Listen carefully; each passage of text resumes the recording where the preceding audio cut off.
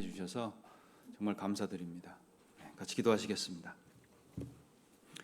사랑과 은혜가 많으신 주님 감사합니다.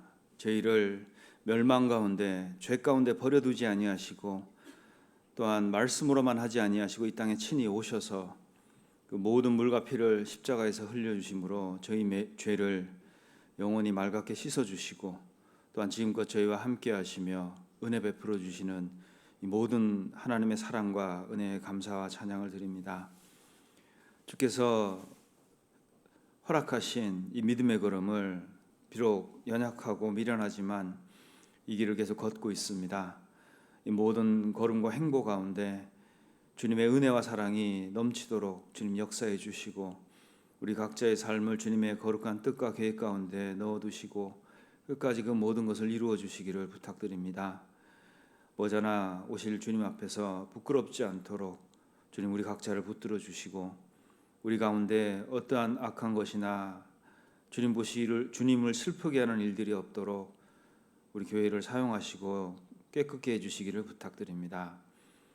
무엇보다도 이곳 이루어져 있는 통영과 거제 지역에 정말 이루어진 영혼들 전도하며 살 수 있도록 주님 우리 각자를 사용해 주시고 또 그 일을 위해서 우리의 입술의 간증과 우리 언행을 지켜주시기를 부탁드립니다.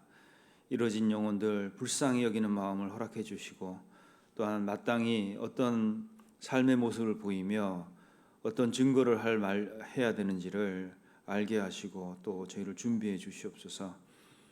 학예 수양회가 진행 중에 있습니다. 복음이 증거되는 곳에 주님 함께 하셔서 이 마지막 때에 많은 사람들이 주님께로 돌아오는 일을 우리가 목도할 수 있도록 은혜 베풀어 주시옵소서. 오늘 이 아침 함께 모인 저희들 하나님의 은혜와 사랑을 간절히 바라보고 사모하는 마음으로 이 자리에 모여 있습니다. 거룩하신 성령께서 친히 함께 하시고 주관해 주셔서 이 시간이 주님 보시기에 합당한 시간이 될 수 있도록 도와주시옵소서. 모든 것 저희를 사랑하시는 우리 구주 예수님 이름으로 기도드립니다. 아멘. 성경 출애굽기 23장을 찾으시겠습니다. 출애굽기 23장 14절로 17절까지를 제가 읽겠습니다. 출애굽기 23장 14절로 17절입니다. 너는 매년 3차 내게 절기를 지킬지니라. 너는 무교병의 절기를 지키라. 내가 내게 명한 대로 아비벌에 정한 때에 7일 동안 무교병을 먹을지니 이는 그 달에 내가 애굽에서 나왔음이니라.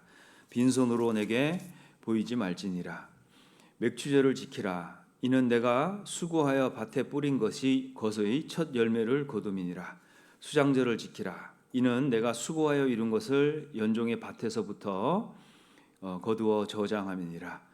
너희 모든 남자는 매년 3번씩 주 여호와께 보일지니라. 계속해서 읽겠습니다. 34장입니다. 출애굽기 34장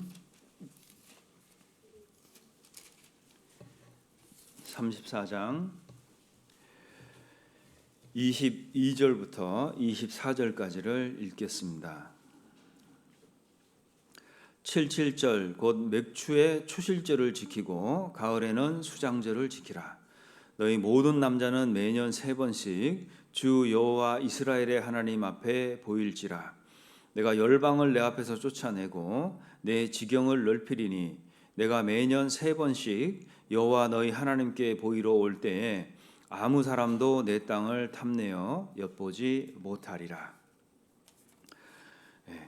오늘 이스라엘에게 주신 하나님의 절기, 그 절기 중에 하나님이 이 3개의 절기를 지키라고 말씀하시는 내용을 읽었습니다.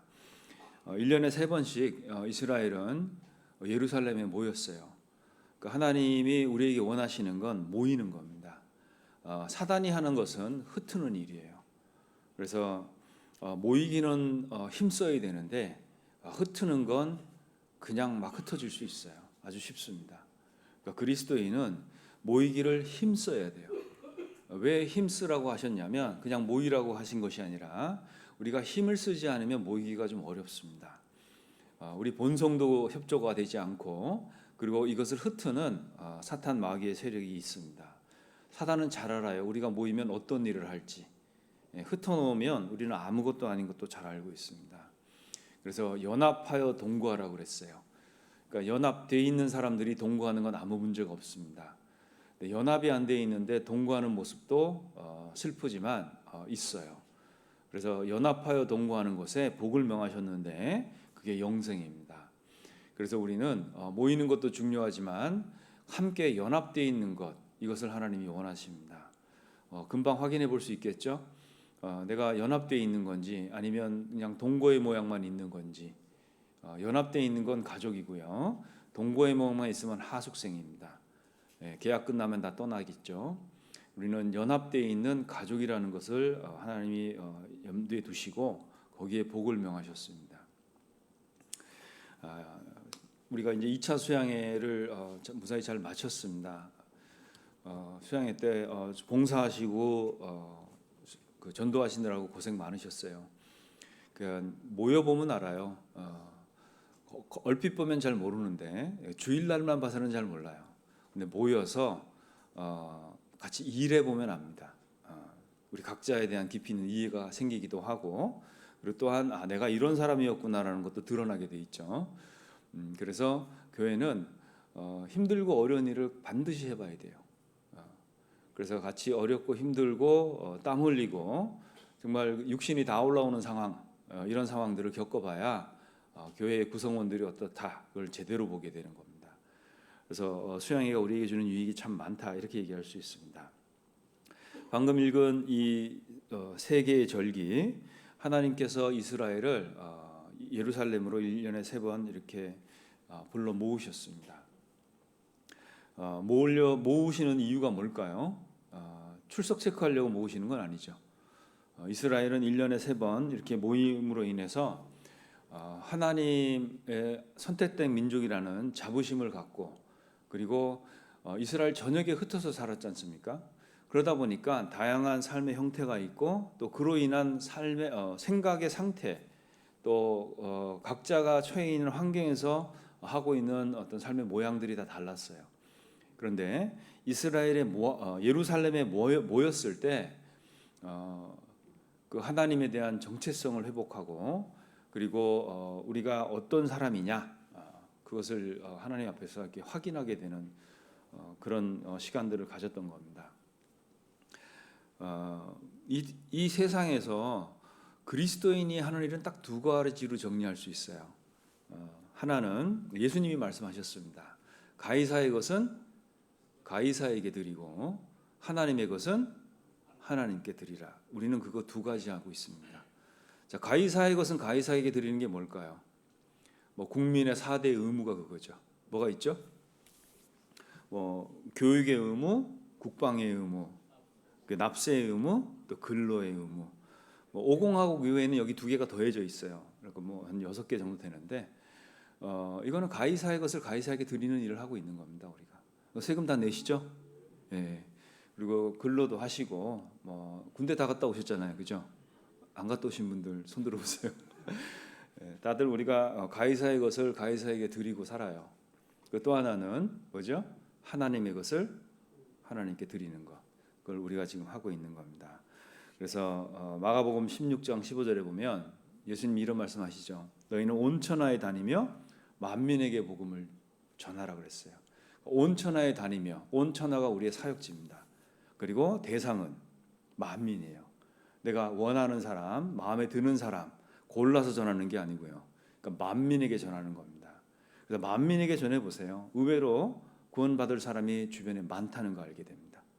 그래서 우리는 그런 영안이 없다 보니까 때를 얻든지 못 얻든지 전해보는 것이 그 수단 중에 하나입니다. 그래서 특별히 이렇게 교회 안에서는요 전하고 또 세우는 일을 하고 있습니다. 전하는 건 복음을 전하는 거죠. 그리고 세우는 일은 뭡니까? 그러니까 형제 자매들을 말씀 위에 세워나가는 일, 그것을 하고 있는 거예요. 이렇게 말씀 위에 세우려고 하다 보니까 너무 힘들어요. 이게 정말 쉽지 않습니다. 근데 여기 사람 모으는 건 간단해요. 이런 거 하지 말고 연예인들 불러서 간증도 좀 시키고 여기 드럼 세트 놓고 음악도 좀 틀고 뭐 이렇게 하면요 금방 소문납니다. 많은 사람들이 올 수 있어요. 근데 우리가 말씀 위에 각자를 세우려고 하다 보니까 이렇게 어렵고 힘들고 복잡합니다. 예, 왜냐하면 이게 또 본인의 동의가 없이는 또 안 되는 부분이라 그죠? 그러니까 이런 것들이 어려운 일이지만 하나님이 말씀하셨어요. 정말 가치 있는 일이다. 그리고 우리는 이렇게 생명을 전하고 있고 생명에 관계된 일들을 하고 있다. 자, 그러다 보니까 능력이 부족함을 절실히 느끼게 되고요. 그리고 우리가 하나님께 할 수 있는 건 정말 기도가 간절해진다. 이렇게 얘기할 수 있습니다. 가장 속상할 때는 뭔가 준비를 열심히 개인적으로 했는데 하나님이 안 쓰실 때 정말 속상하고 눈물 나고 슬프고 그런 경험들도 우리가 하게 됩니다. 우리가 하는 일들은 생명과 관계되는 일이다. 이렇게 얘기할 수 있습니다. 그런데 혹 우리 중에 가이사의 것은 가이사에게 드리느라고 너무 시간이 안 나고 그리고 너무 복잡하고 너무 삶이 힘들고 혹시 그런 분 계시면 안 되겠죠. 가이사의 것은 그냥 가이사에게 드리고 하나님의 것은 하나님에게 드리는 일도 하나님이 허락해 주셨어요. 그 일은 뭘까요? 할 수 있기 때문에 하나님이 허락해 주신 겁니다. 마태복음 18장을 잠깐 보시겠습니다. 마태복음 18장 20절에 예수님께서 이런 말씀을 하셨습니다. 마태복음 18장 20절 같이 읽겠습니다. 두세 사람이 내 이름으로 모인 곳에는 나도 그들 중에 있느니라. 자, 예수님의 이름을 가볍게 여기면 이 사람들도 가볍게 보여요. 근데 예수님의 이름이 정말 중하지 않습니까? 그걸 중하게 여기면 이 두 사람이 어떤 사람인가를 금방 알게 돼요. 이 두세 사람은요, 자기 인생을 예수님께 건 사람들을 얘기하는 거예요. 그냥 구원받았다고 교회 출석하는 두세 사람이 아니고요. 정말 자기 인생을 주님께 던진 사람들, 모든 걸 바친 사람들 그 두세 사람을 얘기하는 겁니다. 그 사람들이 이렇게 모인 곳에는 주님이 반드시 계셔요. 그래서 하나님의 역사와 기적이 나타나는 겁니다. 예수님이 성경을 읽어보면 자주 다녔던 동네가 있어요. 베다니 같은 데가 그런 곳입니다. 그러니까 예수님이 자주 다니셨어요. 거기는. 예수님이 거길 왜 자주 다니셨을까요? 거기에 뭐 맛집이 있어서 왜 거길 자주 가셨을까요? 자주 불렀거든요. 그러니까 예수님이 거길 자주 가셨어요. 그러니까 자주 부르니까 예수님이 자주 갈 수밖에 없습니다. 그 자주 다녔던 동네에는 어떤 일이 생겼을까요? 그 베단에서 생긴 일. 여러분 잘 알다시피 죽은 나사로가 살아나죠. 그리고 거기서 옥합이 깨져요. 그러니까 주님이 자주 다니는 곳은 반드시 그런 일들이 생깁니다. 내가 살고 있는 이곳, 뭐 내 가정도 될 수 있고, 내가 다니는 직장도 될 수 있고, 사업장도 될 수 있어요. 그리고 내가 참석하고 있는 교회, 여기도 될 수 있겠죠. 내가 여기서 주님을 자주 부르면 무슨 일이 생길까요? 주님이 자주 오셔야 돼요. 그러니까 자주 다니는 곳이 되겠죠. 그러면 무슨 일이 생길까요? 거기에는 죽은 사람이 살아나요. 그러니까 전도가 됩니다. 그리고 옥합이 깨지죠. 헌신하는 사람들이 세워집니다. 그게 주님이 자주 다녔던 증거가 그거예요. 근데 주님이 자주 안 다니면 어떨까요? 흩어져요. 흩어지고 다 자기 입장만 갖고 살게 돼 있어요. 그러니까 거기에는 순종이 없고 그리고 생명이 다시 태어날 일도 없을 거고 그리고 희생하고 바쳐지는 사람도 나오지 않습니다. 왜 나만 해야 되지? 이런 질문만 자꾸 생겨요. 그래서 이 두세 사람이 바쳐진 곳에 하나님이 함께 하십니다. 그리고 우리는 주님을 자주 불러야 돼요. 내가 주님을 자주 부르고 만나면 나에게는 어떤 일이 생길까요? 그러니까 나에게도 하나님의 기적이 일어날 수밖에 없어요. 전에는 안 됐는데 지금은 돼요. 내가 주님을 자주 만나면 만날수록 내 자신이 깎이고 다듬어집니다. 큰 바위가 있는데 이게 채석장으로 들어가서 갈리고 부서지면 그냥 레미콘 공장에서 잡석으로 쓰입니다. 근데 그 돌이 어느 날 대가를 만나요. 미켈란젤로 같은 사람. 그러면 위대한 작품이 나오는 거예요. 자, 나는 어느 쪽으로 가야 될 건가? 그건 내가 정하는 겁니다. 하나님이 손대시면 어떠한 것도 하나님은 완전하게 작품으로 만들어내십니다. 성경 말씀에 보면 하늘은 하나님의 보좌요, 땅은 나의 발등상이라는 말씀이 있어요. 자, 발등상, 이렇게 신발 좀 매고 그러는 거잖아요. 다시 얘기하면 하나님이 일하는 곳이란 뜻입니다. 자, 이 세상이요, 이 땅이 하나님이 일하는 곳이에요. 이 땅에서 하나님이 우리와 함께 일하고 싶어 하십니다. 그분은 혼자서 모든 일을 다 할 수 있는 분이에요. 근데 참 희한하게도 우리랑 같이 일하고 싶어 하셔요. 그게 왜 그러냐면 하나님의 속성이 연합이라는 속성이 있어요. 삼위가 하나로 일을 하십니다. 그건 하나님의 속성이고 본성이에요. 그러니까 하나님이 구원받은 우리가 함께 연합하고 합심해서 일하는 것, 그걸 그렇게 원하셔요. 그건 그분의 본성이에요. 그런데 이 연합을 깨거나 그리고 흩으려고 하는 어떠한 의도도요, 하나님은 허락지 않습니다. 우리가 이걸 늘 기억하고 살아야 돼요. 자, 이 땅이 주님의 일하시는 곳인데 진짜 연합해서 일하시려고 하시는 거예요. 그 연합을 가장 우리가 쉽게 볼 수 있는 곳이 1년에 한 번 하는 학예 수양회 같은 거예요. 그 학예 수양회 가보면 정말 다 순종하려는 마음을 기본적으로 갖고 와 있기 때문에요. 정말 뭔가 하나님의 큰 역사가 일어납니다. 대부분 운전을 하고 다니다 보면 이 주차봉이라는 거 있지 않습니까? 이거 주로 누가 들고 있죠? 주차관리원이나 경찰들이 들고 있어요. 저는 그 주차봉을 한 번도 좋게 본 적이 없어요. 그래서 운전하면서. 그런데 수양관 들어갈 때 주차봉은 달랐어요. 이 수양관에 들어가는 주차봉은 사랑이라고 써 있습니다. 거기에. 그 주차봉이 새롭게 보인 적이 수양회예요. 다들 느껴보셨지만 내가 누구라고 그렇게 반갑게 손을 들고 맞아줍니까? 세상에 그런 곳이 어디 있겠어요, 그죠? 그리고 늘 불편하게 봤던 그 주차봉이 나를 안전하게 유도하고 인도하는 걸 보면 그게 새로운 시각을 갖게 된다는 거예요. 그러니까 하나님이 우리에게 주시는 건 새로운 시각으로 봐야 되는 거예요. 내가 예전에 살던 그런 안목과 어떤 그런 눈길만 가지고 신앙 안에서 뭔가를 보게 되잖아요. 다를 게 없어요. 그리고 되게 촌스럽습니다. 뭐 이런 걸 하려고 이렇게 사람들이 이렇게 혈안이 돼 있나? 뭐 이런 정도밖에 보이지 않아요. 그래서 잠언 10장 16절에 보면 의인의 수고는 생명에 이르거니와 악인의 수고는 죄에 이른다, 이런 말씀이 있습니다. 그 악인의 소득은 죄로 이끌어가지만 의인의 수고는 수고로 생명으로 이끕니다.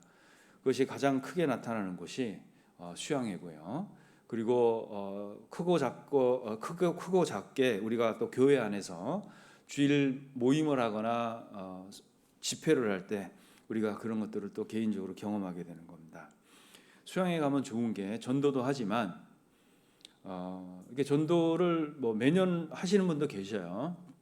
근데 그렇지 않고 뭔가 자기 문제를 갖고 수양회를 갈 수도 있습니다. 근데 거기서 그 문제가 해결이 되고 그리고 내가 그동안 느끼지 못하고 보지 못했던 걸 이렇게 보는 아주 큰 유익이 되기도 합니다. 다시 얘기해서 수양회는 무엇보다도 조용히 자기 성찰이 되는 곳이기도 해요. 정말 매점 같은 데 가보면 너무 소란스럽지 않습니까? 그리고 사진 한 장 찍어보려고 줄 쓴 거 보셨어요? 그렇게 복잡하고 힘들고 그런 참 뭐 이렇게 원치 않는, 그러니까 세상에서 보면 참 그 약간 성가신 일들이지만 그 안에서 조용히 자기 성찰하고 돌아오는 것이 수양이에요. 참 희한하죠? 그 왜 그럴까요? 그냥 단순히 사람이 모였다가 헤어지는 것이 아니고요. 그 안에서 하나님이 나붙들고 얘기를 했다는 거예요. 그래서 우리가 그런 것들을 경험해내는 것, 이것이 신앙생활이다, 이렇게 얘기할 수 있습니다. 그래서 모두가 참여되고 모두가 연합되는 곳, 그것이 이제 수양이다, 이렇게 얘기할 수 있습니다. 그래서 잘 안 녹는 분들 있잖아요. 이런 분들 수양에다 갖다가 넣어야 돼요. 그러면 다 녹아 나옵니다. 그래서 하나님이 연합하시는 속성이 있는데 우리가 함께 연합하는 것, 그 이스라엘도 예루살렘에 모였을 때 그런 것들을 경험하게 되는 겁니다. 그래서 이제 예수님도요, 두세 사람이 내 이름으로 모인 곳에 예수님이 함께 하신다 그랬지 않습니까? 그럼 두세 사람이 모여도 그 정도로 예수님이 계신다는 건데 뭐 20명, 30명 모이면 어떨까요? 아니면 200명, 300명 모인 곳에는 하나님이 어떻게 계실까요? 2,000명, 3,000명이면 어떻게 계실까요? 네. 그러니까 우리가 모이면 모일수록 하나님의 능력은 더 크게 나타납니다. 작으면 작은 대로 하나님이 능력을 행하시지만 많이 모이면 많이 모일수록 하나님은 더 큰 능력으로 함께 하셔요. 그래서 여기서 안 됐던 분이 거기 가서 돼요. 참 희한합니다, 그것도. 그래서 우리가 그 모이는 신앙이 왜 하나님이 그렇게 해놓으셨는가 이렇게 이렇게 생각해 볼 수 있습니다. 그래서 수양회 같은 거는 용광로라고 생각이 돼요. 모든 것이 다 그 안에 들어가면 그냥 녹아내립니다. 그러니까 하나님이 우리 안에서 그렇게 일을 하고 계신다 볼 수 있습니다. 예수님도 이 땅에 계실 때요. 예수님은 사랑만 하시다 가셨어요. 예. 그분은 참 보기에 이해되지 않는 많은 것들이 있지만 결국 들여다보면 예수님은 사랑만 하시다 가셨습니다. 요한복음 13장을 보겠습니다. 요한복음 13장 1절입니다.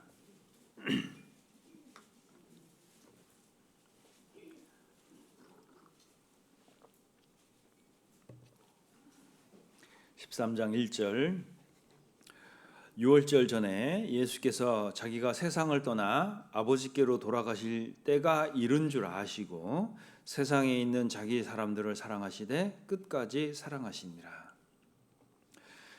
예수님은 진짜 끝까지 이렇게 하시다 가셨어요. 유월절 전이니까 죽기 바로 전이지 않습니까? 자기 죽음을 알고 있는데 끝까지 사랑만 하시다 가셨어요. 그 뒤에 그 유다에 대한 이야기도 나오지 않습니까? 그러니까 유다도 끝까지 사랑해 주셨어요. 그래서 신약의 고린도전서 16장 14절에 보면 사도 바울이 그런 얘기합니다. 모든 일을 사랑으로 행하라. 그러니까 우리가 하나님의 교회 안에서 행하는 일을 하는 방법은요 이거예요. 모든 일을 사랑으로 해야 됩니다. 그거 외에 다른 건 필요 없어요. 여러분 사랑을 실천하는 건 어려운 일이에요. 하나님이 그거 우리한테 시키신 겁니다. 하나님이 우리에게 무슨 기술 자문이 필요합니까? 야, 내가 여기 교회를 세웠는데 어떻게 해야 될지 모르겠어. 네가 좀 와서 좀 해줘 볼래?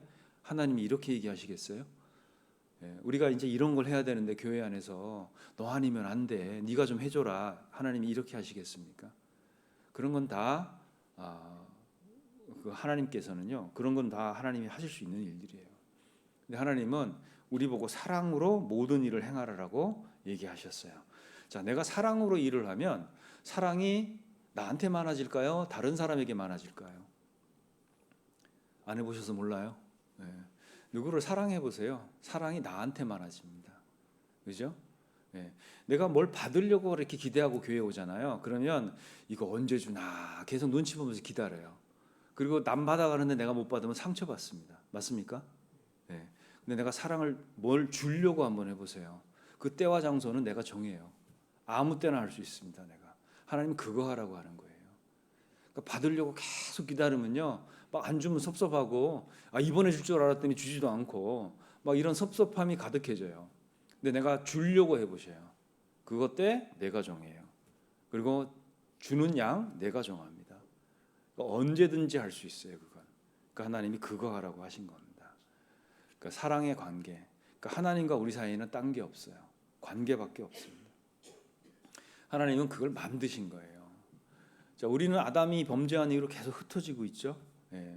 여러분 자녀들도요, 한 두세 대 건너가 보세요. 다 남들이에요. 길에서 만나면. 우리는 그렇게 흩어지고 있습니다. 사람들은. 그런데 예수님은요, 구원을 해서 다시 모으고 계셔요. 이게 하나님이 하시는 일입니다. 하나님이 모으시는 일, 그 일 가운데 우리가 있는 거예요. 자, 관계만 하나님 앞에서 있다고 말씀드렸는데요. 하나님과 우리의 사이의 관계가 뭘까요? 계약 관계입니까? 제가 질문 하나 드려볼게요. 하나님한테 순종하고 계셔요? 협조하고 계셔요? 나는 뭐 하고 있는 거 생각해 보셔요. 내가 순종하고 있습니까? 아니면 협조하고 계시는 거예요? 우리는 순종하는 사람들이에요. 그죠? 그러니까 사랑의 관계잖아요. 사랑은 다 받아줘요. 못 받아줄 게 아무것도 없습니다. 그런데 사랑이 뭔지 아세요? 사랑은 독점이에요. 신구약이 이거 하나 얘기하고 있습니다. 예수님이 구약에 보면 이스라엘은 우상 숭배하다 망하잖아요. 우상 숭배가 뭡니까? 독점이 안 되는 거잖아요. 그래서 이스라엘은 망했어요. 예수님이 마태복음 6장 33절에 뭐라고 얘기하셨죠? 똑같은 얘기 반복하셨어요. 너희는 먼저 그의 나라와 의를 구하라는 거예요. 그 얘기가 뭘까요? 독점이란 얘기예요. 예. 근데 우리는 우선순위를 많이 바꿔놨어요. 사랑은 다 받아줍니다. 근데 독점이란 거 잊지 마셔요. 이거 다른 것도 섬기고 하나님도 섬긴다? 안 된다고 말씀하셨어요. 두 주인 못 섬긴다고 그랬죠? 예. 그게 독점을 계속 강조하신 거예요. 그러니까 내가 취미생활 하듯이 신앙생활이 안 된답니다. 그래서 안 되는 거예요. 사랑은 다 받아주는데 독점입니다. 그걸 늘 기억하고 사셔야 돼요. 그래서 이스라엘을 하나님이 소집하셨어요. 흩어져 있는 이스라엘 각자의 마음을 하나님이 모르셨겠습니까? 그런데 왜 모으시죠? 하나님이 모으시는 이유는 마음 들여다보는 거예요. 마음 들여다보는 거예요. 자, 마음을 보려고 하니까 하나님이 어떻게 하시냐면 그 불러 모으는 시기가 다 추수 때예요. 추수 때. 네. 그러니까 곡식에 추수할 곡식이 가득 차 있어 들판에. 근데 이거 두고 어디 가야 되는 거죠? 예루살렘 가야 돼요. 그리고 수장절 같은 경우는요, 추수를 끝내놓고 이 곡식을 창고에 가득 쌓아놨을 때예요. 이 가축, 우리의 가축도요, 살이 통통이 올라가지고요, 아주 윤이, 아주 털이, 기름이 쫙 도는 상태. 자, 이걸 다 놓고 올라가야 되는 겁니다. 자, 왜 하나님이 하필이면 이렇게 하실까요? 그 많은 좋은 날들 놔비두고. 네, 왜 이때 오라고 하는 거예요, 꼭? 이건 뭐죠? 우리를 괴롭게 하려고 하는 겁니까? 우리 마음 보려고 하는 거예요? 마음 보려고 하는 거죠. 관계라는 거예요. 하나님은 1년 3차 예루살렘으로 불러 모았어요. 그래서 이스라엘의 신앙은 모이는 신앙입니다. 참 희한하죠? 유대교는 유일신 하나님을 믿죠? 전도를 하지 않아요. 왜냐하면 아니 이스라엘의 하나님인데 당신들이 알아서 뭐 할 거냐는 거예요. 그게 유일신 사상, 유대교예요. 그러니까 유대교는 전도나 이런 걸 하진 않습니다. 그건 너네가 알 바 아니다는 거예요. 자, 그런데 예수님이 오시고 나서 거듭난 그리스도인은 동일한 하나님을 믿기 때문에요. 동일한 하나님을 믿기 때문에 하나님이 어떻게 하시죠? 모으셔요. 유대인도 하나님이 모으시지만 거듭난 그리스도인도 하나님이 모으셔요. 그러니까 모이는 신앙이라는 겁니다. 그러니까 우리는 본성 안에 그게 있어요. 이렇게 모일 때는 좋은데 혼자 떨어져 있거나 고립되어 있잖아요. 불안할 수밖에 없어요. 그리고 그렇게 돼 있는 분들 보면 약간 걱정합니다. 아유, 좀 있으면 더 힘들어지는데. 네. 그러니까 하나님이 모으신다는 겁니다. 이스라엘은 전국에 흩어져 살았어요. 그러니까 뭐 남쪽의 네게부 사막하고 북쪽의 그 비옥한 곳에 사는 사람들이 삶의 방식이 똑같겠습니까? 다르죠. 그러니까 다른 삶의 모양이 있고 또 삶이 다르다 보니까 어때요? 다양한 생각들이 있어요. 뭐 생각만 있습니까? 사는 게 다르니까 태도도 다른 거예요. 사는 게. 자, 이런 사람들을 전국에서 다 모으시는 거예요. 1년에 3번. 모아서 개인주의를 없애는 거예요. 네. 모이면요. 개인주의가 없어져요. 네. 우리도 봉사했지 않습니까? 이번에? 그러니까 한 분은 진짜 쉬운 뭐 숟가락 이런 거 나눠주는 거 하고 어떤 분은 정말 어려운 밥 드는 거 있잖아요. 이런 거. 그리고 이 반찬 주는 것도 쉽지 않다는 거 아시죠? 많이 집어도 안 되고 적게 집어도 안 돼요. 그죠? 정말 힘든 거예요. 이게 사소한 일 같지만요. 이게 세상 같으면 정말 간단한 일인데 이게 주님 앞에서 하는 거니까 어려운 거예요. 저도 운전할 때 이렇게 목사님들 모시고 운전할 때가 있어요. 상당히 조심해서 운전합니다. 근데 가족을 태우고 특히 아내를 태우고 갈 때는 드라이브를 즐겨요. 확 쏠리기도 하고. 네. 그러니까 사람은 누가 옆에 있는가, 누구 앞에 있는가에 따라서 태도가 바뀌게 돼 있어요. 그러니까 우리가 그것을 하나님 앞에서 하니까 힘들지만 잘하려고 해요. 자, 그 잘하려는 것 때문에 어때요? 일이 끝나고 나면 별일도 아닌데, 그러니까 땀이 나고 긴장이 풀리고 힘든다는 것을 이렇게 느끼게 돼 있습니다. 우리가 모였을 때 그런 것들을 경험하게 돼 있어요. 근데 이거 일하러 간다 생각해 보셔요. 그거 뭐 가서 일해야 되는데 땀은 또 얼마나 날 거며, 그죠? 또 밥도 후딱 먹었으면 좋겠는데 천천히 와요. 막 배식 해야 되는데 계속 기다려 서 있어야 되고, 그죠? 그리고 그 비닐장갑 껴보셨죠? 이거 계속 끼고 있으면 어때요? 주부습진 생겨요. 안에 땀 나가지고 계속 끼고 있어야 돼. 벗으면 또 끼기도 힘들고, 뭐 이런 복잡한 심리가 그 안에서 계속 내 믿음을 흔들어대고 있다는 거예요. 여러분, 그것을 통해서 우리는 하나님을 배우게 되는 겁니다. 단순히 내가 일만 하고 왔다, 그러면 끝나고 나면 피로가 엄습해 와요. 근데 내가 그걸 하나님 앞에서 했다, 해냈다, 참았다, 그러면 내 마음에 만족이 있습니다. 우리가 개인주의를 없앤다는 것. 우리 중고등부 학생들도요, 가보면 집에서는 이불 개요 안 개요? 청소합니까 안 합니까? 수영회장 가면 해요. 자기 잤던 자리도 정리하고. 그게 뭘까요? 개인주의가 없어지는 거예요. 그래서 하나의 마음을 갖게 됩니다. 그리고 내가 이거 왜 하고 있지? 하나님을 기억할 수밖에 없어요. 그리고 선택된 민족이라는 정체성이 회복됩니다. 여기서 우리가 뭐 하는 거지? 이스라엘은 그 세 가지를 매년 3차 모여서 그것을 했어요. 교회도 마찬가지입니다. 수양회를 다녀오신 분과 안 다녀오신 분들 피부 색깔이 다릅니다. 일단 안 다녀오신 분들은 얼굴이 허예요. 다녀오신 분들은 살짝 그을려 있죠. 그리고 이렇게 다녀오신 분들은 눈에 힘이 빡 들어가 있어요. 근데 안 다녀오신 분들은 눈이 다 풀려 있어요. 그리고 피곤해요. 여러분, 우리가 하나님 믿고 하나님 앞에서 섬기잖아요. 그럼 피곤할 것 같으세요? 새 힘을 얻을 것 같으세요? 새 힘을 얻습니다. 이 힘이 나로 하여금 이 일을 계속하게 만들어요. 근데 이 힘이 계속 빠지잖아요. 그리고 나는 이게 채워지지 않지 않습니까? 언젠가는 그로키 상태가 됩니다. 남이 도와줘도 잘 일어나지도 못해요. 그런 상태는 아주 중증인 상태입니다. 자, 하나님은 들판에 그 곡식을 그득히 두고 창고에 수확물을 그득히 돈 상태에서 올라오라고 하는 거예요. 근데 약속을 하나 해주셨어요. 출애굽기 34장 돌아가 보겠습니다. 약속을 해주십니다. 어떤 약속을 해주시나 보세요. 22절부터 제가 읽겠습니다. 77절 출애굽기 34장입니다. 22절 77절 곧 맥주의 초실절을 지키고 가을에는 수장절을 지키라. 너희 모든 남자는 매년 3번씩 주 여호와 이스라엘의 하나님 앞에 보일지니라. 24절은 같이 읽겠습니다. 내가 열방을 내 앞에서 쫓아내고 내 지경을 넓히리니 내가 매년 3번씩 여호와 너희 하나님께 보이러 올 때에 아무 사람도 내 땅을 탐내어 엿보지 못하리라. 자, 성경에 보면 만군의 여호와라는 표현이 많이 나와요. 자, 이 만군이 어떤 거냐면 에브리띵이에요. 그러니까 하나님은 뭐 군대부터 해서 천사부터 해서요, 모든 것의 최고 사령관이라는 얘기입니다. 다시 얘기해 보면 이런 거예요.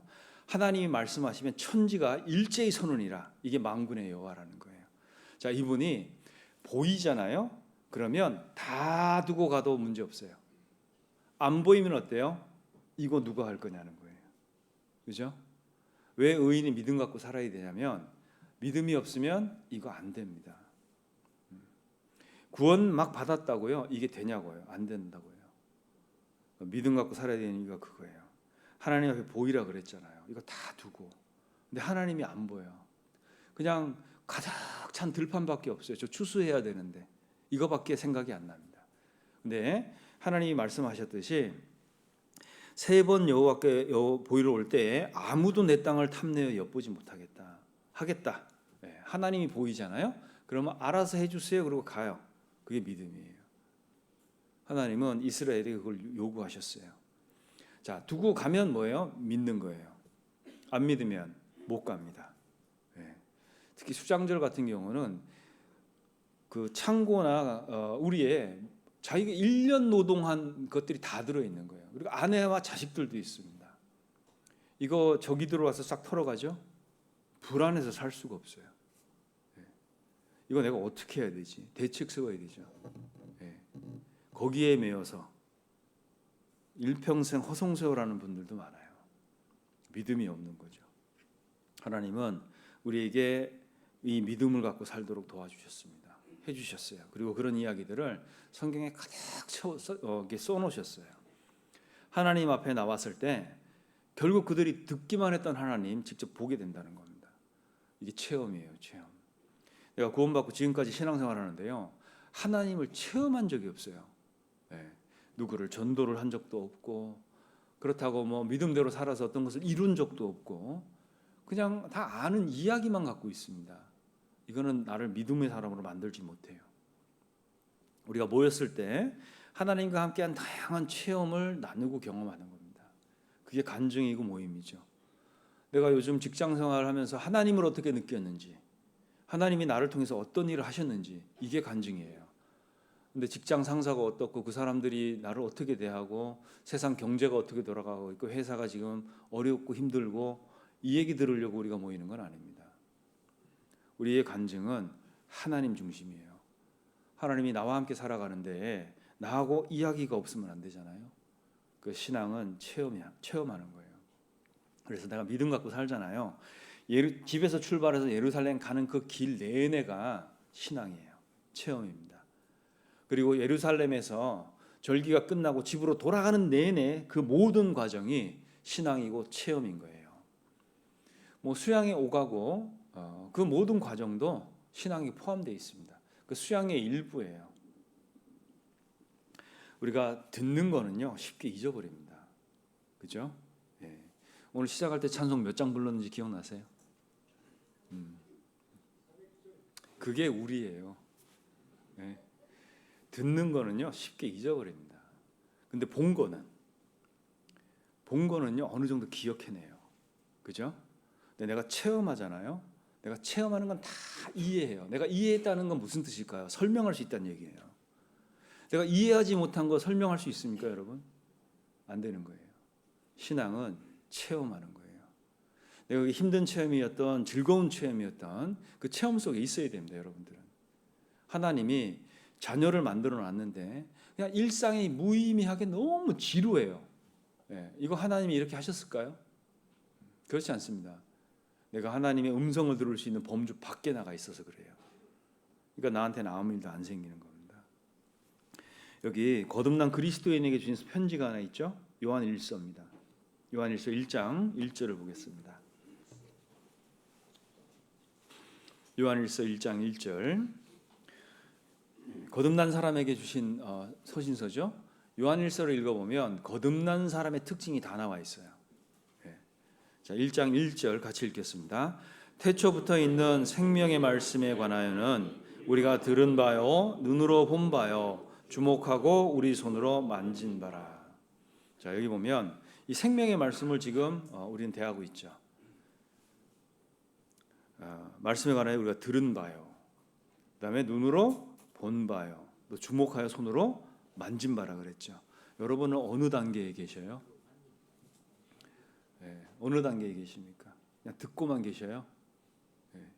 아니면 좀 봤습니까? 나 말고 다른 사람들이 전도하고 영혼이 구원받고 삶이 바뀌는 거 보고 계셔요? 나는 어디까지 지금 가 있죠? 우리 손으로 만진 바라 그랬죠. 말씀은 그냥 말씀으로만 준 게 아니에요. 여러분 경험하셔야 돼요. 내가 손으로 만진 바가 돼 있어야 됩니다. 이 복음이 그렇습니다. 그래서 구원을 받으셨으면 반드시 이건 꼭 해보셔야 돼요. 내가 한 사람 전도해서 이 사람이 다른 사람을 전도할 때까지 그 사람에게 영향을 끼쳐 보셔요. 붙들어 보십시오. 이건 반드시 하셔야 되는 거예요. 그래서 우리는 만진 바라 여기까지 하는 거예요. 그게 복음을 받은 사람으로서 하나님의 자녀로서 반드시 해야 되는 거예요. 그래서 우리가 하는 모든 것은 오늘 이 시간도 마찬가지입니다. 교회에서 하는 봉사도 마찬가지예요. 하나님 체험 프로그램이에요. 내가 듣긴 듣고 아는 건 많은데 하나님을 체험을 못하고 살아요. 그러면 그 문제 있는 거죠. 성경에 그런 그리스도인은 없습니다. 만약에 내가 하나님을 체험하지 못하고 살잖아요. 모든 건 다 이론이에요. 그러니까 서로 사랑하라. 뭐 그것도 이론으로 해요. 그럼 교리로 합니다. 여러분 교리로 사랑한다고 되던가요? 우리나라가 정의 사회 구현을 지금 몇 년째 외치고 있는지 아셔요? 그거 외친다고 사회가 정의로워졌어요? 어떠셔요? 우린 거의 공감 못하죠. 외친다고 정의가 생기는 건 아니라는 거예요. 우리가 말로만 계속 얘기한다고 사랑이 많아지는 게 아니에요. 우리는 사랑을 해야 돼요. 내가 사랑이란 건 갖고만 있으면 감정인데 하면 사랑을 행하는 겁니다. 하나님의 계명을 지키는 거예요. 이론만 갖고 믿음이 안 자라요. 체험하셔야 돼요. 그거는 뭘까요? 요한복음 7장 17절에 그런 얘기 하셨죠. 예수님께서 사람이 하나님의 하나님 뜻을 행하려 하면 이 뜻이 하나님께로 왔는지 내 스스로 말하는 건지 알리라 그랬잖아요. 행하려 해봐야 된다는 거예요. 그래서 교리는 중요하죠. 예. 복음의 교리 우리가 모르는 바가 아니에요. 그리고 교리는 복잡하지 않습니다. 근데 누구를 사랑하려고 하면 어려워요. 참 희한하죠. 우리가 사랑을 전하는데 왜 이렇게 힘들고 고통받아야 됩니까? 이상하죠. 여러분 우리가 주님이 서로 사랑하라고 한 건요 희생이 들어가 있기 때문에 그래요. 여러분 드라마에서 봤던 그런 사랑이 아니라고요. 희생이 들어가 있고 정말 눈물이 쑥 빠져야지만 되는 사랑이 성경에 나와 있는 사랑이에요. 우리는 그 사랑을 하는 거예요. 내가 형제를 위해서 죽을 마음이 있습니까? 어떠셔요? 아니면 진짜 한 대 때려주고 싶으세요? 네. 우리는 하나님이 하라고 하신 사랑을 잘 몰라요. 그러니까 겨우 사랑 그러면 그냥 드라마에서 봤던 사랑이 전부예요. 하나님의 사랑을 경험해 보면 해볼수록 내 자신이 부서져야 된다는 거 자각하게 돼 있습니다. 내가 저분을 세우기 위해서는 내가 무너져야 되고 내 감정이 바닥에 떨어져야 되고 내 자존심이 다 없어져야 된다는 거 알아요. 그래야 한 사람 세우는 겁니다. 전도는 어떻죠? 내가 푸들푸들 살아있는데 어떤 영향력에 미쳐지겠습니까? 가끔은요 교회 안에서 말다툼 많이 합니다. 그 말다툼 왜 하시는 거예요? 내가 사랑을 해야지 왜 말다툼 하셔요? 예. 물론 부부간에는 뭐 밝혀야 될 것도 좀 있긴 하지만 교회 안에서는 잘 안 하잖아요. 그죠? 예. 그게 다 사랑 없다는 얘기 증거예요. 우리가 전하는 사랑은요 희생을 근거로 한 사랑이에요. 그냥 그 사람한테 잘해주는 게 아니라고요. 이해되셔요? 예. 정말 그 사람을 위해서 내가 죽을 마음이 있어야 사랑이 되는 겁니다. 그러니까 형제자매들한테 그냥 잘해주고 인사 꼬박꼬박하고 예의 바른 것 그거는 교회 생활하기 위해서 필요한 거예요. 근데 정말 누구를 사랑한다는 건요 내가 죽을 각오를 하는 거예요. 교회 안에서도 이거 한번 생각해 보세요. 내가 회사 생활하는 만큼만 예의 지켜도요 교회는 화목합니다. 내가 우리 상점에 방문한 손님 대하듯이만 해도요 교회는 화목해요. 우리가 하나님의 사랑은 그 이상인 거 아시죠? 교리로는 절대 안 되는 겁니다. 우린 답은 다 알아요. 뭐 말씀 하루 이틀 듣는 것도 아니고 뭐 여기 한 30년 말씀 듣는 분도 계시지 않을까요? 말씀을 몰라서 신앙생활이 어려운 건 아니죠. 답은 아는데 그게 왜 답인지를 모르는 상태. 다시 얘기하면 아는 게 아닌 거라는 거예요. 그러니까 우리가 경험하면서 배워야 되는 겁니다. 예수님이 세상에 와서 놀랄 일이 없는 분이에요. 근데 그분이 백부장의 믿음 보고 놀라셨어요. 왜 그랬을까요? 세상에 예수님을 이렇게 제대로 이해하고 있는 사람이 없었다는 겁니다. 백부장이 뭐라 그랬죠? 자기 그 밑에 부하가 아프니까 고쳐달라고 그러잖아요. 근데 예수님이 가자 그럼 너네 집에. 그랬더니 백부장이 깜짝 놀라는 거예요. 저희 집에 올 수가 없습니다. 저 같은 사람 집에 어떻게 주님이 오십니까? 그죠? 그 예수님이 좀 놀랐어요. 그런데 더 놀란 건요. 이 백부장이 그런 얘기하는 거예요. 저도 말 한마디로 100명씩 움직여요. 주님은 여기서 말씀만 하셔도 될 겁니다. 그러니까 깜짝 놀라시는 거예요, 예수님이. 예수님 당시에 주님을 이렇게 정확하게 이해하고 있는 사람이 백부장밖에 없었어요. 하나님을 하나님답게 여기는 거, 하나님답게 올바로 아는 거, 거기에 예수님이 놀라신 거예요. 이런 믿음 가진 사람을 본 적이 없다는 거예요. 그 당시 예수님을 누가 그렇게 제대로 알았습니까? 그러니까 이 백부장이 그렇게 하는 걸 보고 예수님이 놀라신 거예요. 여러분, 우리는 이런 내용을 몰라서 못 믿는 게 아니에요. 그죠? 그러니까 우리가 구원을 받아도 좀 철이 들어야 돼요. 우리는 신앙이 자라야 됩니다. 이게 단순히 천국 가자고 우리가 여기 모여 있는 건 아니잖아요. 그죠?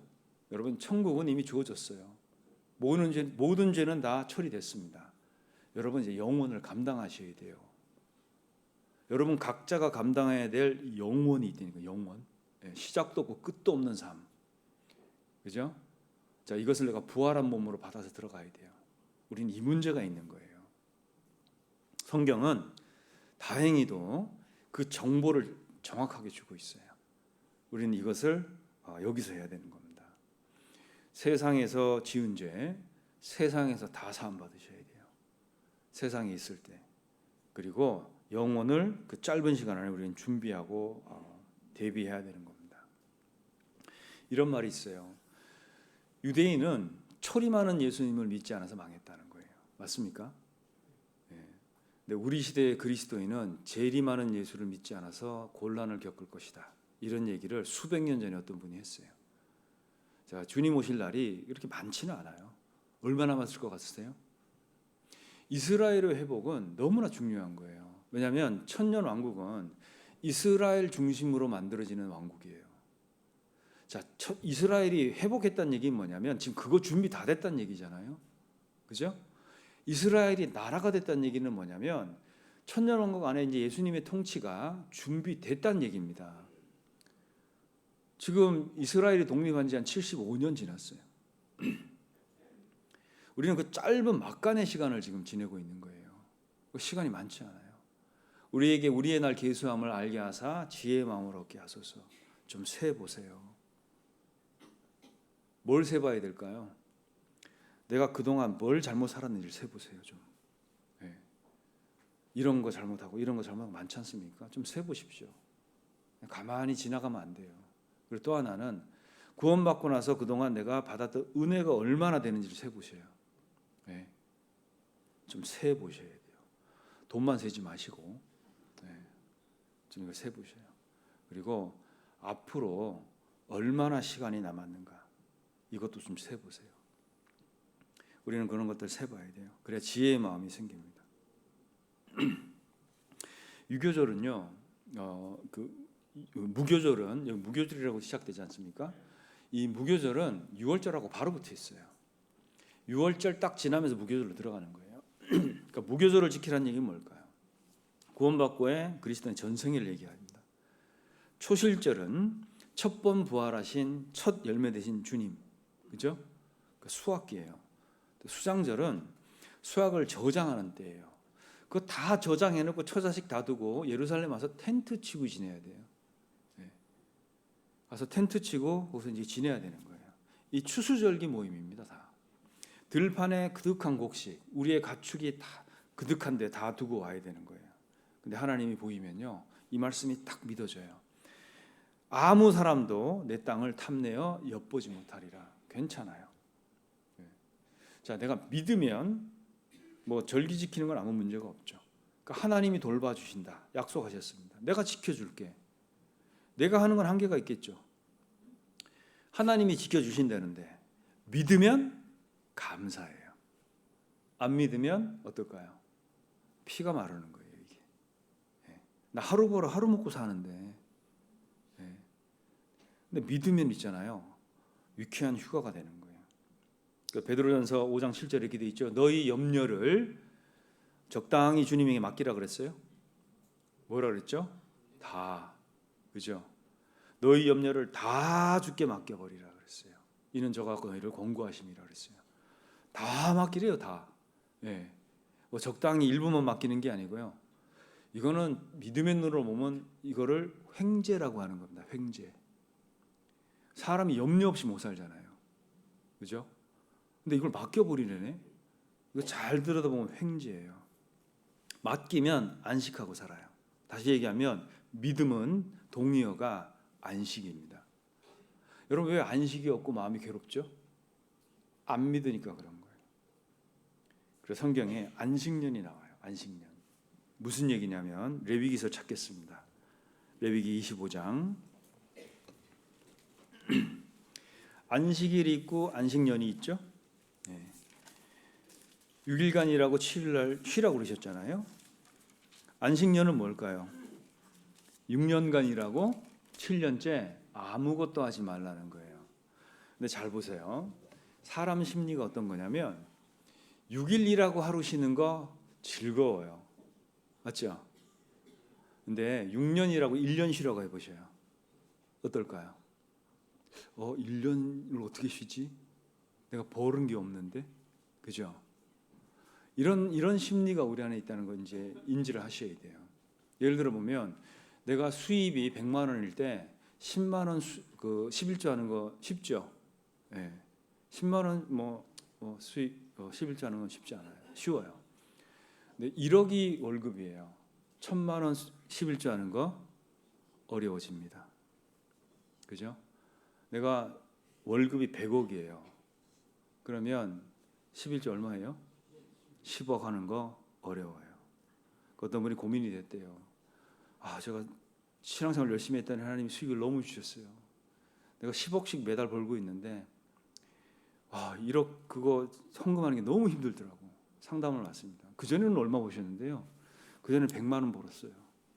11조 10만 원 하는 거 어렵지 않았습니다. 목사님 같이 기도하자 그랬대요. 하나님 다시 이 형제를 100만 원만 벌게 해주세요.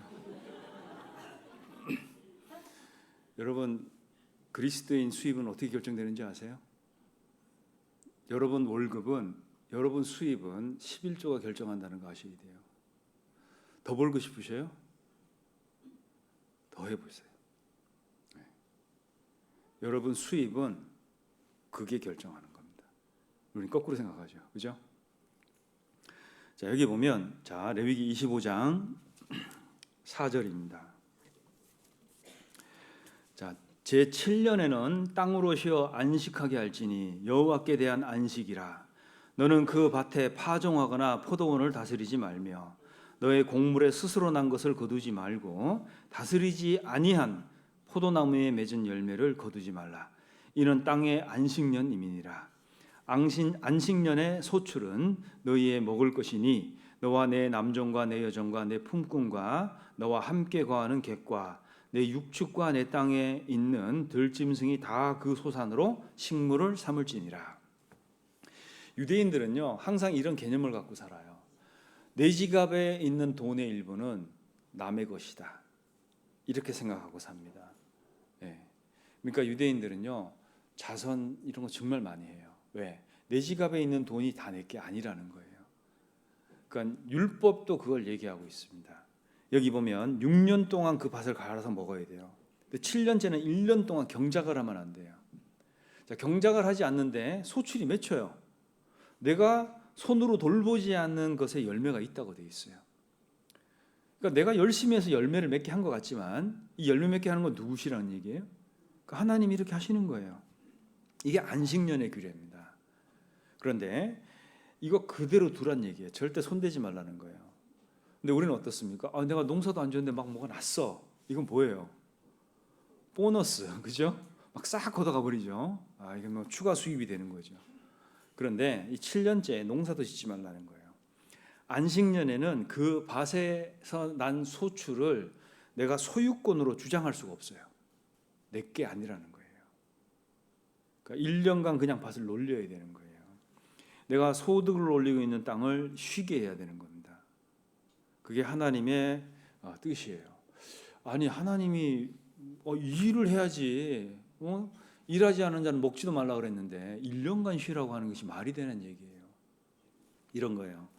내가 하고 있는 일, 그 일을 붙잡고 있는 손을 그 일에서 떼야 되는 거예요. 생업에서 손 떼라는 얘기잖아요. 자, 이게 우리에게는 큰 믿음이 필요한 거예요. 5절에 보면 너의 곡물에 스스로 난 것 거두지 말고 다스리지 아니한 포도나무에 맺은 열매를 거두지 말라, 이렇게 되어 있습니다. 이걸 내가 소유권으로 주장하면 안 된다는 거예요. 그러니까 이 개념이 유대인 안에는 있어요. 그러니까 내 지갑 안에 있는 돈 중에 남의 돈이 있다는 거예요. 그래서 20절 보겠습니다. 계속 자, 이런 마음이 딱 생긴다는 거예요. 20절에 보면 혹 너의 말이 우리가 만일 제7년에 심지도 못하고 그 산물을 거두지도 못하면 무엇을 먹으리요 하겠으나 그랬죠. 21절 내가 명하여 제6년에 내 복을 너희에게 내려 그 소출이 3년 쓰기에 족하게 할지라. 너희가 제8년에는 파종하려니와 묵은 곡식을 먹을 것이며 제9년 곧 추수하기까지 묵은 곡식을 먹으리라, 이렇게 되어 있습니다. 자, 7년째는 안식년에는 수확이 없는데 어떻게 뭘 먹고 살리는 거예요? 이런 질문을 한다는 거예요. 우리가 도대체 뭐 먹고 살아야 되냐? 다들 그런 고민 있으시죠? 네. 나 오늘 일하러 나가야 되는데 주일이라서 어쩔 수 없이 나왔어요. 뭐 이런 분도 있을 수 있습니다. 네. 21절에 보면 어떻게 돼 있죠? 그러니까 6년째 곱하기 3 해주겠다는 거예요. 6년째. 참 희한하죠? 아니 이 밭이라는 게 매년 수확물이 거의 비슷해요. 맞습니까? 네, 내가 밭을 갈든 뭘 하든 대충 걷어들이는 양은 매년 수확물이 대부분 비슷해요. 그런데 6년째 뭘 해주겠다는 거예요? 곱하기 3 해주겠다는 겁니다. 희한하죠? 아니 똑같이 걷었는데 올해는 3배가 나오는 거예요. 이걸 누가 해주시겠다 하느냐? 이게 주님이 하신다는 거예요. 3배를 주신다. 뭔 뜻이죠? 소출이 얼마나 나오는가는 누가 정한다는 얘기예요? 주님이 정한다는 겁니다. 이거는 순종을 전제로 한 3배 축복의 약속이에요. 내가 순종이 안 돼. 안식년 뭐 죽으란 얘기야? 가서 죽으라고 갈았어요. 갈아봤자 뭐 1년 거 더 나오겠어요? 근데 하나님은 왜 3배를 주시죠? 왜 3배를 주셨을까요? 쉬라고. 1년간 좀 쉬라는 얘기예요. 자, 내가 이걸 믿잖아요. 그러면 그 1년은 유쾌한 휴가가 되는 거예요. 그런데 못 믿으면 어때요? 죽으러 가서 일해야 돼요. 예. 심지어는 남의 밭까지 갈아서 살아야 돼요. 예. 근데 믿잖아요. 그러면 이거는 유쾌한 휴가가 되는 거예요. 1년을 그냥 쉴 수 있습니다. 그러니까 안식년 포함해서 이제 희년이 있거든요. 희년은 뭐냐면 77이 49. 그러니까 49년 지나고 50년째를 또 쉬어야 돼요. 자, 그러면 77에 49, 49년째가 안식년인데 희년까지 왔으니까 몇 년 쉬어야 돼요? 2년을 쉬어야 돼요. 네. 여러분 이게 휴가처럼 여겨지세요? 아니면 망할 것처럼 여겨지세요? 네. 하나님의 뜻은요 노동이 아니에요. 우리의 안식입니다. 그래서 이 이제 6년째 희년이 들어오면 이제 3배를 주셔야 되는데, 그러니까 7년째 그 파종을 못 하니까 어때요? 그러니까 묵은 곡식을 먹어야 돼요. 저장했던 거. 그리고 그 8년째도 묵은 곡식을 먹어야 되죠. 이제 희년이니까 50년 됐으니까. 그리고 그 다음 해에 파종을 해야 돼요. 그러면 파종기까지 먹을 양식이 있어야 되잖아요. 그러니까 3배를 딱 주시는 거예요. 계산을 정확하게 해서 주신 거예요. 계산을 정확하게. 자, 이게 무슨 얘기냐면 나는 돈 없어 죽겠다 그러는데 잘 계산해 보세요. 하나님이 여러분 딱 먹고 살 만큼 다 주셨어요. 네. 근데 나는 10년치가 주머니에 있어야지 안심이거든. 맞죠? 네. 그러니까 이것 때문에 욕심에 밀려서 우리는 믿음을 저버리는 경우가 되게 많습니다. 왜냐하면 내 마음 편하자고 10년치 주머니에 넣어야 되거든요. 그러니까 하나님은 쉬라고 하는데 여기에 이 덫에 많이 빠져요. 그래서 이거는 반드시 기억하셔야 돼요. 평상시 부쳐먹던 땅이 어느 날 갑자기 3배를 어떻게 내냐고요. 근데 이걸 하나님이 하시는 거예요. 그러니까 소출을 누가 정하느냐? 하나님이 하십니다. 네. 그러니까 이걸 반드시 기억하고 사셔야 돼요. 그래서 소출의 양을 누가 조절하는가? 조절이죠, 그죠? 그러니까 3배 추수는 하나님이 정하셔요. 여러분 이 정도 되면 감 잡으셔야 돼요. 그리스도인이 어떻게 살아야 되는가? 네, 감 잡고 사셔야 돼요.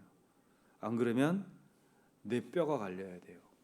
내가 혼자서 내 스스로 해야 되는 겁니다. 믿으면 1년 쉬는 거예요. 희년 오면 2년 쉽니다. 3배 주신 것을 갖고 좀 묵은 곡식이지만 그죠? 즐겁게 살면 되는 거예요.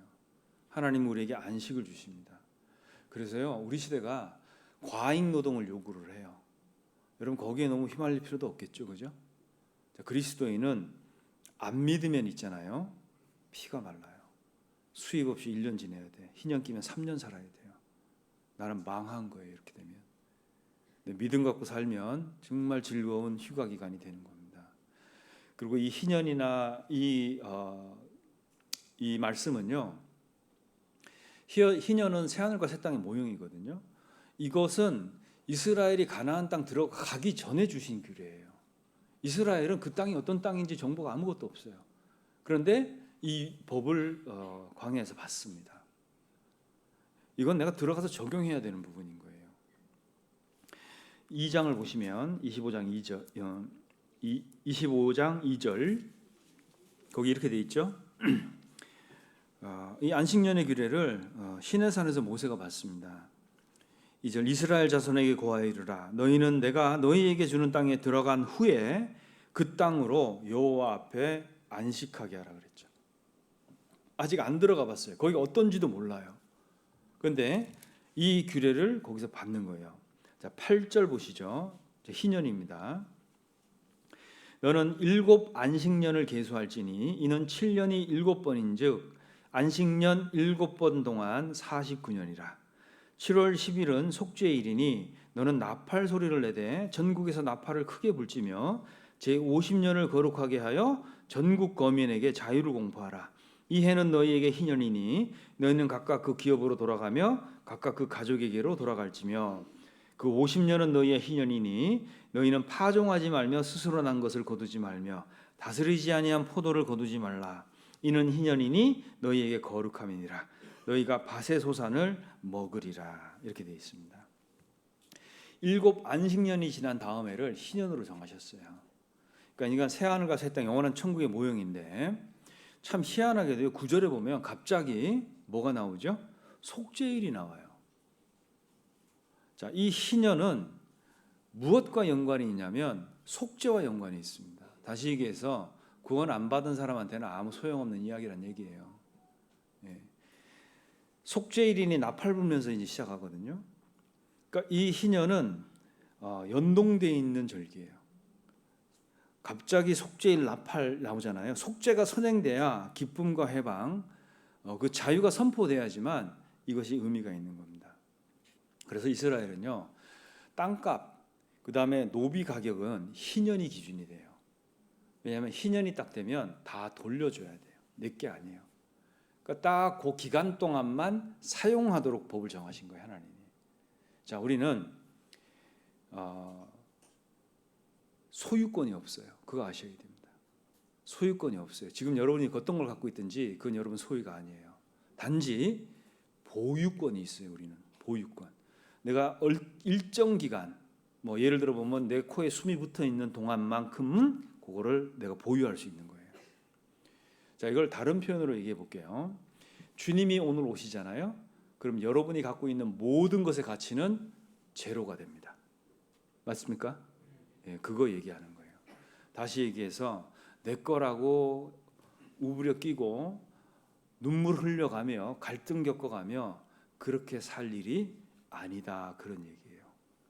자, 50년마다 이걸 다 돌려놔야 돼요. 땅도 돌려주고 노비도 다 집으로 보내야 돼요. 하나님은 왜 이렇게 하셨을까요? 이유가 딱 있죠? 네. 감 잡으셨죠? 하나님은 우리가 이 땅에 재물을 축적하고 사는 걸 허락지 않으셔요. 사용하기를 원하시지 그거를 축적하고 살기를 원치 않습니다. 이거 다 리셋시키는 거예요. 다. 그러니까 그리스도인이 왜 사업이 망하는지 아시죠? 답이 이거예요. 내가 뭘 좀 해보려고 하는데 왜 이게 안 되냐는 거예요.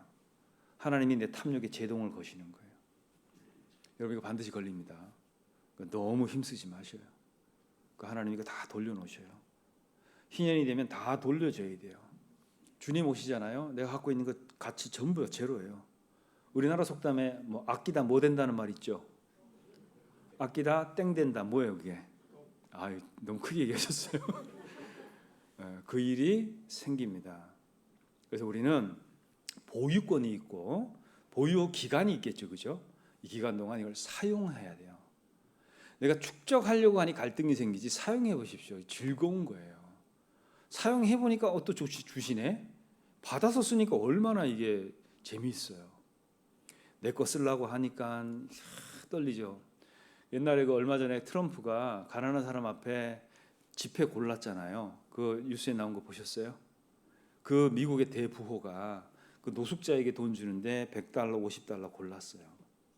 작은 거 주려고.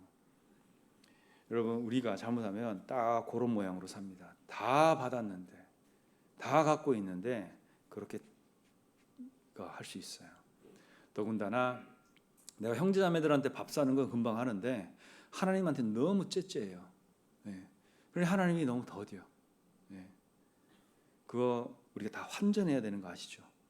그죠? 어떤 거 갖고 계세요? 돈으로? 뭐 달러 갖고 계신 분도 있고 혹시 뭐 골드바 이런 거 갖고 계셔요? 예. 현금 갖고 있고 어떤 걸 갖고 있든 간에 그걸 다 환전하세요. 그걸 환전해서 저 위에 가서 쓰실 각오를 하셔야 돼요.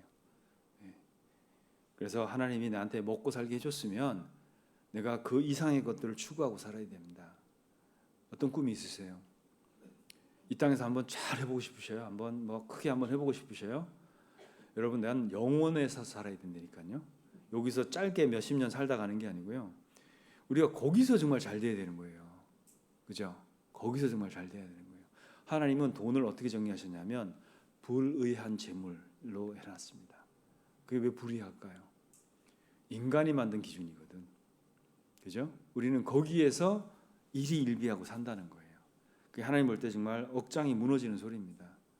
영혼 속으로 들여다놨는데 그냥 땅에 있는 거 그거 보고 이게 전부인 건 그냥 살고 있다는 거예요. 그리고 39절 계속 보겠습니다.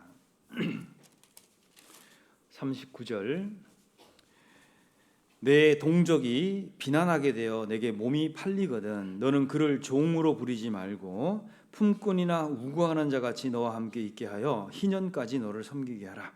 그때에는 그와 그 자녀가 함께 내게서 떠나, 그러니까 희년에는 이런 뜻이에요. 그 본족으로 돌아가서 조상의 기업을 회복하리라. 그들은 내가 애굽 땅에서 인도하여 낸 바 나의 품꾼인즉 종으로 팔리지 말 것이라. 너는 그를 엄하게 부리지 말고 너희 하나님을 경외하라. 이게 무슨 얘기냐면 55절까지 쭉 읽어보면 있잖아요. 하나님의 백성은 어디에도 귀속이 안 된다는 얘기예요. 예수님이 신약에는 이런 말씀이 있죠. 사람의 종이 되지 말라 그랬죠. 그러니까 하나님의 백성은요 어디에도 귀속되는 게 아니에요. 그러니까 우리 뭐 지금 여기 땅값이 얼마고 뭐 상권이 어디가 뭐 대단하고 뭐 이런 거 다 필요 없어요. 주님 오시면 다 반납이에요. 이 사람들도. 우리 뭐 여기도 땅 부자 있을 거 아니에요, 그죠? 예, 주님 오시면 다 반납해야 돼요. 누구한테? 우리 아버지한테. 예, 다 반납해야 돼요. 그러니까 너무 고민하지 마세요. 예, 맨날 부동산 시세 보고 그러지 마셔요. 무엇을 하든지 다 반납입니다. 그러니까 잃었던 땅, 혹 부채가 있어서 내가 갖고 있는 기업의 땅을 팔았어요. 다 원상복귀예요. 다 회복하십니다. 하나님의 것은 어느 누구도 가질 수가 없어요. 예, 하나님의 것은 어느 누구에게도 영속되지 않습니다. 노동으로부터 안식, 그리고 토지도 쉬게 하는 거예요. 왜 그렇게 하셨죠? 하나님의 뜻은 백성들이 쉬는 거예요. 안식하는 겁니다. 자 보세요. 땅을 안 가니까 내가 쉬게 돼요. 신약 버전으로 얘기를 해볼게요. 내가 주님을 믿으니까 안식이란 게 생긴 겁니다. 그러니까 이해되셔요? 네, 우리는 안식하고 있는 거예요. 그러니까 우리가 믿음이 나를 안식하게 만들어요. 그래서 대대로 재물을 쌓아서 부를 축적하고 이 땅에 소망을 두고 살아가는 거 금하셨어요. 네. 지금 뭐 좀 잘 되십니까? 뭐 잘 되면 좋죠. 네. 뭐 주를 위해서 더 열심히 살 수 있고. 근데 그거 너무 치심하면 안 돼요. 네. 그래서 속죄일을 기점으로 해서 나팔 불고 구별해서 하나님께 드리는 해가 희년입니다. 그래서 이거는 하나님을 기억하는 기간이고 하나님이 정하신 기한이에요.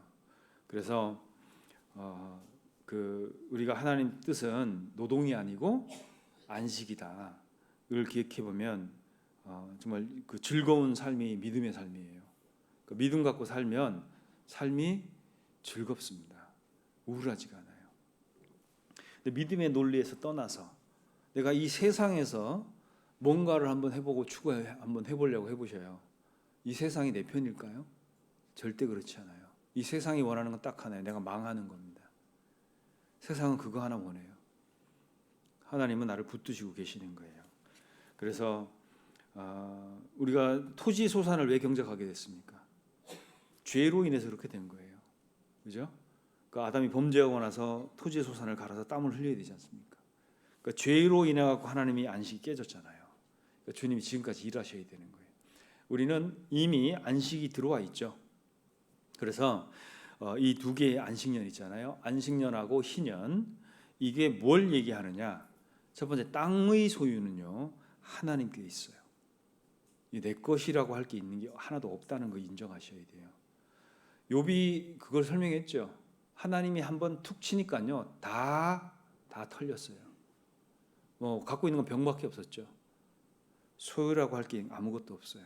자식도 죽어 나가는데 내가 할 수 있는 게 아무것도 없었어요. 욥이 그랬죠. 예. 우리가 뭔가를 잃어보잖아요. 그럼 금방 알아요. 내 건 줄 알았는데, 이게 내 건 줄 알았는데 아니었다는 거 금방 합니다. 여러분 건강이 그래요. 예. 저도 지금 무릎이 아파가지고요. 젊었을 때는 잘 몰라요. 이게 다 뭐 건강하니까. 나이 들면서 어떠셔요? 계속 어디가 안 좋아져요. 정말 조심하거든요. 운동도 하고 좋은 거 다 먹고 계속 안 좋아져요. 내 것이 아니라는 거 아셔야 돼요. 목숨도 내 게 아닙니다. 그리고 소출의 많고 적음은요, 다시 얘기해서 먹고 사는 정도는 누가 정하는 거예요? 잘 보이세요, 하나님한테. 그거 하나님이 정하셔요. 잘 보이셔야 돼요. 거래처에 잘 보일 생각하지 말고요, 그 하나님한테 잘 보이세요. 그거 하나님이 정하시는 거예요. 그리고 우리는 소유권이 아니라 보유권을 갖고 있어요. 그러니까 계약 관계에 근거해서 이스라엘에게 있는 것을 인정하게 하려는 목적으로 하나님이 그렇게 하셨습니다. 이스라엘은 하나님과 계약 관계죠. 말씀에 순종하면 그건 뭐예요? 계약 관계가 이행이 되는 겁니다. 그러면 하나님도 그 계약 관계를 이행하시겠다 이렇게 얘기하신 거예요. 그리고 땅의 휴식을 통해서요, 하나님은 지력을 회복하시는 거예요. 이건 땅을 계속 경작하잖아요. 그럼 땅이 망가져요. 근데 땅을 쉬게 해서 땅의 지력을 회복하게 만들었어요. 그리고 50년마다 다시 제로로 돌리셨습니다. 우리가 이 땅에서 탐욕을 갖고 계속 살아가는 거, 그 하나님이 제동을 계속 거시는 거예요. 뭐 좀 될만 했는데 이게 또 이렇게 되고, 또 뭔가 되는 줄 알았는데 또 이게 이렇게 되고, 하나님은 끊임없이 우리 탐욕에 제동 거시는 거 아셔요? 그러니까 하나님 안에서 안식하려고 하셔요. 더 많이 소유하려고 하지 마시고. 그리고 이 은혜로 주어지는 이 기간은 믿으면 휴가고 안 믿으면 피가 마릅니다. 그거 설명하시는 거예요. 수입이 없는 한 해 얼마나 비참합니까? 그죠? 내가 하루 먹고 하루 사는데 수입이 없어 봐요. 얼마나 비참해지는 거예요. 하나님은 이걸 믿음으로 극복하라고 하신 거예요.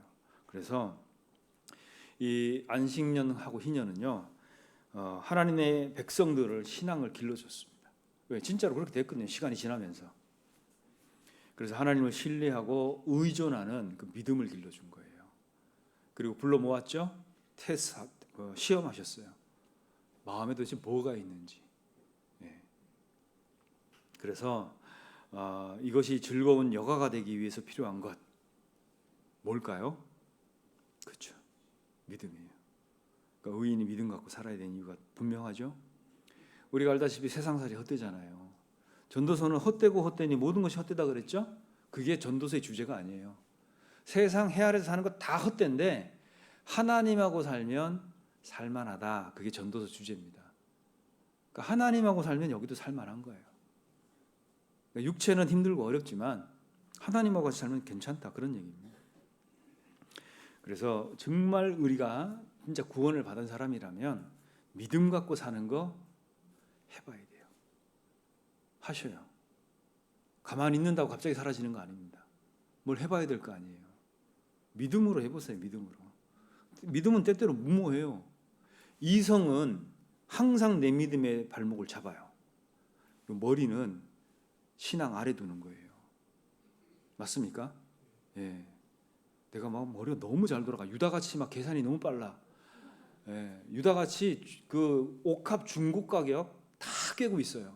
예. 이거 신앙 아래 둬야 돼요. 그래야 믿음으로 사라집니다. 우리는 너무 지나치게 이성적이려고 그래요. 그러니까 기적이 안 일어나요. 예. 그리고 너무 어른인 척해요. 그러니까 뭐 생기는 일이 없어요. 예. 그러니까 너무 막 이성적이니까 마음을 써야 될 때, 가슴을 써야 될 때 머리를 쓰고 있어요. 그러니까 논리적으로 뭐가 안 되는 거예요. 논리가 이해가 안 돼. 예. 우리 마음 쓸 때요, 마음을 쓰세요. 머리 쓰지 말고. 우리는 이게 신앙이다 이렇게 얘기를 하는 겁니다. 그래서요, 어떤 분이 글에 이런 걸 적어놨더라고요.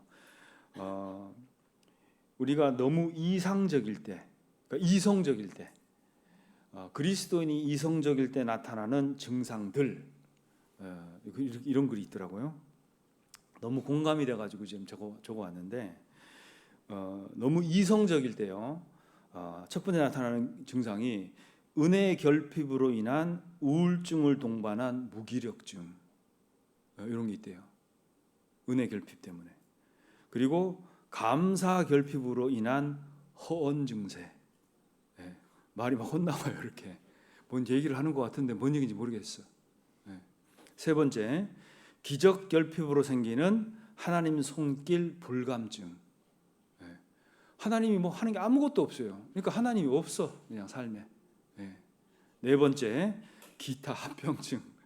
이 합병증에 뭐가 있냐면 영안 시력 감퇴 및 실명 이렇게 써 있어요.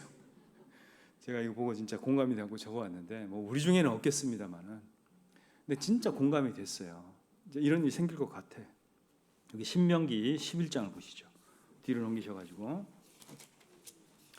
자, 그러니까 하나님 법을 이렇게 정해놨으니까 농사짓는 법이 달라야 돼요. 농사짓는 법이 달라야 됩니다.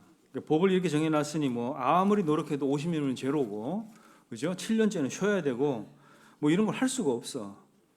자, 여기 11장 10절부터 보겠습니다. 내가 들어가 얻으려 하는 땅은 내가 나온 애굽 땅과 같지 아니하니 거기서는 너희가 파종한 후에 발로 물대기를 채소밭에 댐과 같이 하였거니와 너희가 건너가서 얻을 땅은 산과 골짜기가 있어서 하늘에서 내리는 비를 흡수하는 땅이요 내 하나님 여호와께서 권고하시는 땅이라. 새초부터 새말까지 내 하나님 여호와의 눈이 항상 그 위에 있느니라. 자, 여기 있죠. 이렇게 돼 있죠.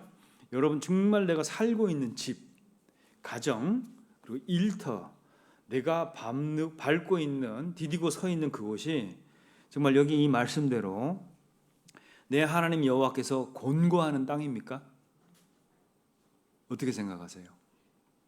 내가 있는 그 가정, 일터, 뭐 집, 이게 정말 하나님이 권고하시는 땅이라고 믿으세요? 어떠세요? 여호와께서 권고하시는 곳인가? 만약에 그것이 여호와께서 권고하시는 것이잖아요. 그러면 12절이 돼요. 어떤 게 되냐면 내 하나님 여호와께서 권고하시는 땅이라. 그렇기 때문에 새초부터 새말까지, 처음부터 끝까지 내 하나님 여호와의 눈이 항상 그 위에 있대요. 그러니까 내가 정말 하나님이 권고하시는 땅에 있잖아요. 그러면 처음부터 끝까지가 하나님이 계속 살핀다는 얘기예요. 그러니까 하나님이 살피니까 얼마나 안전합니까? 근데 그렇지 않잖아요. 그럼 13절부터 보겠습니다.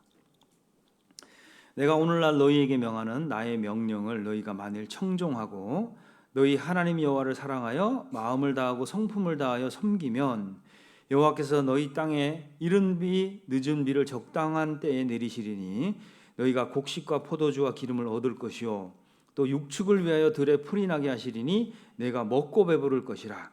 너희는 스스로 삼가라. 두렵건대 마음에 미혹하여 돌이켜 다른 신을 섬기며 그것에게 절함으로 여호와께서 너희에게 진노하사 하늘을 닫아 비를 내리지 아니하여 땅으로 소산을 내지 않게 하심으로 너희가 여호와의 주신 아름다운 땅에서 속히 멸망할까 하노라 그랬죠.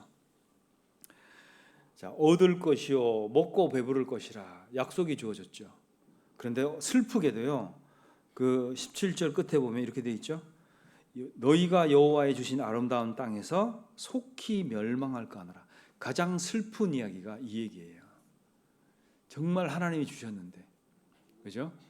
새초부터 새말까지 살피시는 곳인데 나는 얻을 것이 없고 배부를 것이 없어요. 그리고 슬픈 이야기가 뭐예요? 정말 주신 아름다운 땅에서 속히 멸망했다는 겁니다.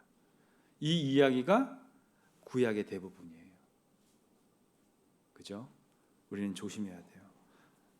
거듭났는 데 있잖아요. 구원을 받았는데 혹 나는 그런 거 필요 없어요. 나는 내 능력 믿고 살아요. 이러면 어떻게 될까요? 이런 거 시험해 보면 망해요. 진짜 망합니다. 시험 잘못했다가 망한 사람 있어요. 하나님 도움 필요 없어요. 나는 잘할 수 있어요. 지금 잘 되고 있는데 무슨 소리 하시는 거예요? 정말 그럴까요? 뭐 목사가 협박한다 이런 얘기 하지 마셔요. 저는 여기 있는 거 얘기하시는 거예요. 네? 네. 혹 그럴 수 있잖아요. 그죠? 우리가 지금 난 도움이 또 필요 없고 모든 게 다 잘 되고 있어요. 우리 중에 그런 분은 없다고 믿습니다. 저는 모든 게 다 잘 될 수가 없어요. 큰일 나는 거예요. 그런 얘기하면. 그 결과가 17절이거든요. 정말 슬픈 이야기예요. 하나님은 전지하시죠? 그리고 전능하세요. 그게 답니까? 아니에요. 신실하세요. 하나님을 정의해 보면 그렇습니다. 뭐 정의한다는 게 감히 우리가 할 수는 없는 일이지만 하나님은 전지하시고 전능하셔요. 그리고 신실하시다는 거예요. 그러니까 얼마나 슬픈 이야기예요. 하나님이 주신 그 아름다운 땅에서, 그죠? 주신 그 아름다운 땅에서 내가 망한다는 게 얼마나 슬픈 이야기예요. 하나님이 인생이 아니시니 시건치 않으신다 그랬죠. 인자가 아니시니 후회가 없으시다 그랬잖아요. 하나님은 절대 후회할 일이 없어요. 그리고 실수하지 않습니다. 그러니까 우리가 하나님을 어떤 방향 어느 각도로 시험을 해보든 하나님은 거기에 넘어가지 않아요. 우리가 잘못된 생각을 갖고 곁길로 가는 사람의 특징이 뭐래요? 하나님을 나처럼 여기는 거예요. 그러니까 자기 생각이 전부예요. 그러니까 하나님은 내 생각 안에 있는 분이에요. 그러니까 신앙을 못 배우는 겁니다. 이런 슬픈 이야기가 우리 삶에 있으면 안 돼요. 그죠? 레위기서 25장 돌아가 보겠습니다. 레위기서 25장 23절입니다. 25장 23절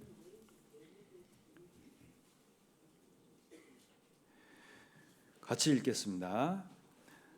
토지를 영영히 파지 말 것은 토지는 다 내 것임이라. 너희는 나그네요 우거하는 자로서 나와 함께 있느니라. 자, 이게 그리스도인의 정체성입니다. 자, 보세요. 내가 토지도 갖고 살아요, 이 땅에서. 그리고 뭐 이것저것 개인적인 부도 갖고 있습니다. 그런데 이 토지는 팔고 살 수 있는 게 아니에요. 이거는 다 하나님 거라는 겁니다. 다시 얘기해서 내가 지금 보유권 잠깐 갖고 있는 거예요. 그 또 하나는 보세요. 너희는 뭐라고요? 나그네요 우거하는 자라고 되어 있죠.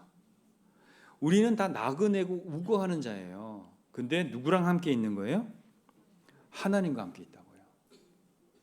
나그네고 잠시 우거하는 자들인데 하나님과 함께 있대요. 이게 얼마나 감사한 일이에요? 우리가 나그네고 우거하는 자들이라는 거 기억하셔야 됩니다. 우리는 지나가는 거예요.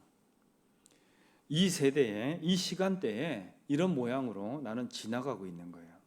나그네고 우거하는 자입니다. 그런데 하나님과 함께 있대요. 이게 얼마나 감사한 일이겠어요. 그래서 우리는 어차피 지나가는 건데 이 받은 복을 누리세요.